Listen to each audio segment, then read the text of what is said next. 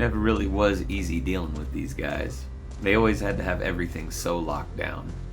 It made sense to have such a high level of security given the seediness of the city, and especially this neighborhood. You couldn't get away with this level of foot traffic anywhere else. In the ritzy district, the minimum order quantity was ounces, preferably pounds, but at this location, if all you could scrounge was a 20, you'd still get served. Aside from the occasional kickdown from speakeasy promotion, I didn't have any extra cash, so today was a treat.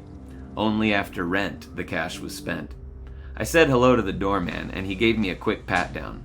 Not as thorough as he would with a newcomer, but nobody got in without some type of search. At least I didn't have to give him my ID. He was well-armed but inconspicuous, so all of this happened in the airlock out of sight from the street. Just a dude, looking at his phone on the front porch. He put his cigarette in the ashtray, but didn't put it out. After the first room, he opened the door to the inside room and closed and locked it from the outside. The main room was small and had a little computer station with a list of jobs you could apply for. All under the table, of course, and no internet connection.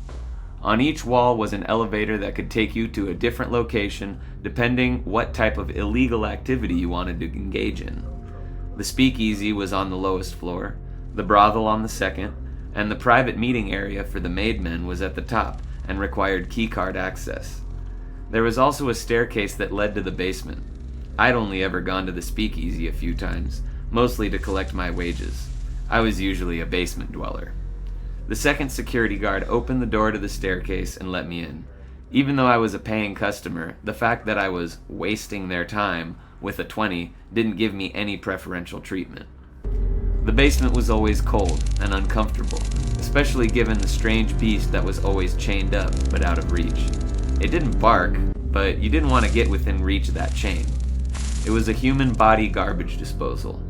He protected one way of the empty subway tunnel, so the transactions happened on the other side. This was like any other deal. I'd give the cashier the money, and he would venture off into the darkness, leaving me alone in the lit area with the beast. After a minute or two, he would usually return with the contraband, and I would go on my merry way. But this time, the power went out. I sat in the darkness, hearing nothing but the dripping of water and the rattle of the links of the chain of the beast walking closer to me. I was out of range, but I knew better than to move in the pitch black. I could smell the creature better now. The best way I could describe it would be horse, blood, and death. I heard footsteps coming down the stairwell and along the very edges of the wall and toward me. This was strange because normally only one person was allowed in at a time. But this individual was clearly familiar with the limitations of the beast's chain because he stayed out of range. The footsteps got closer and closer until a blunt object hit me on the head from the darkness. When I came to, the lights were back on, and I had a lump on the side of my head and a throbbing headache. The beast was devouring the cashier in his nest area, uninterested in me. I still sidled along the wall to try and escape the way I entered, but like protocol, the door was locked. My only escape was into the darkness. I grabbed the lantern conveniently left where I got knocked out and went in the same direction I'd always seen the cashier go. After a few minutes, I saw the remnants of their stash, a bunch of empty bags and boxes strewn about on a carpet covering the dirt. Whoever hit me had also ransacked the place and left me to live to catch the blame for it. Since it was most likely my last day to live, I grabbed what I could, a small handful of nuggets that fell during the commotion. I was going to get my $20 worth at least, but I was now officially on the lam. I had to get out of town. I wasn't going to take my chances reporting this to the syndicate myself.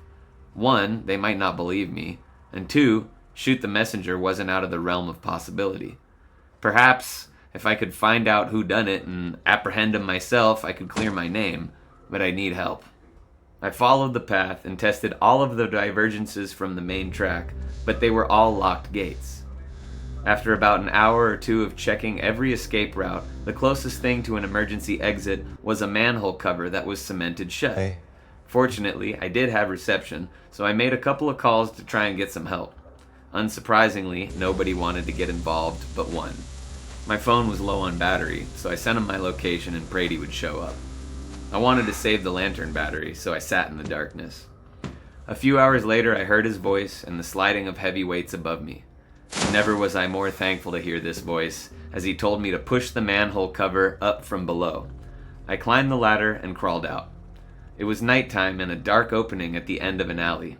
I guess the perpetrator had put a bunch of heavy stuff on top of the manhole to prevent my escape. Thank God for good friends. I hoped the beast would be okay.